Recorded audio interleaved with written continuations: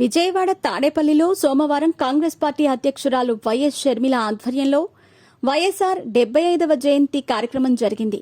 ఈ కార్యక్రమానికి తెలంగాణ సీఎం రేవంత్ రెడ్డితో పాటు ఉప ముఖ్యమంత్రి భట్టి విక్రమార్క, మంత్రులు పొంగులేటి శ్రీనివాసరెడ్డి, శ్రీధర్ బాబు, ప్రభాకర్, సురేఖ తదితరులు హాజరయ్యారు. ఈ సందర్భంగా సీఎం రేవంత్ రెడ్డి కీలక వ్యాఖ్యలు చేశారు. 2029 ఎన్నికల్లో దేశంలో ప్రధానమంత్రిగా రాహుల్ గాంధీ, ఏపీలో ముఖ్యమంత్రిగా షర్మిల ఎన్నికవుతారని జోస్యం చెప్పారాయన.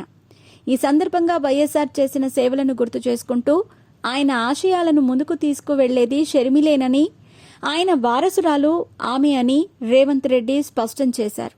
కుటుంబ సభ్యులకు వారసత్వం రావటం కాదని పరోక్షంగా మాజీ సీఎం వైఎస్ జగన్పై విమర్శలు చేశారు.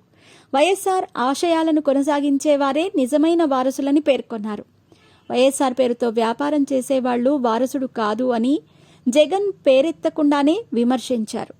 ఇదే సమయంలో కడప ఉప ఎన్నికపై సీఎం రేవంత్ రెడ్డి సంచలన వ్యాఖ్యలు చేశారు. ఒకవేళ అనుకోకుండా కడప ఉప ఎన్నికే వస్తే తాను అన్ని విధాలుగా షర్మిలకు తోడుగా ఉంటానని అన్నారు. ఆమె గెలుపు కోసం ఏమైనా చేస్తానని, అవసరమైతే కడపలోనే మకాం వేసి గడప గడపకు తిరిగి ప్రచారం చేస్తానని అన్నారు. షర్మిల తిరుగులేని నాయకురాలిగా ఎదిగేందుకు కడప ఉప ఎన్నిక ఓ సువర్ణావకాశం లాంటిదని రేవంత్ రెడ్డి అన్నారు.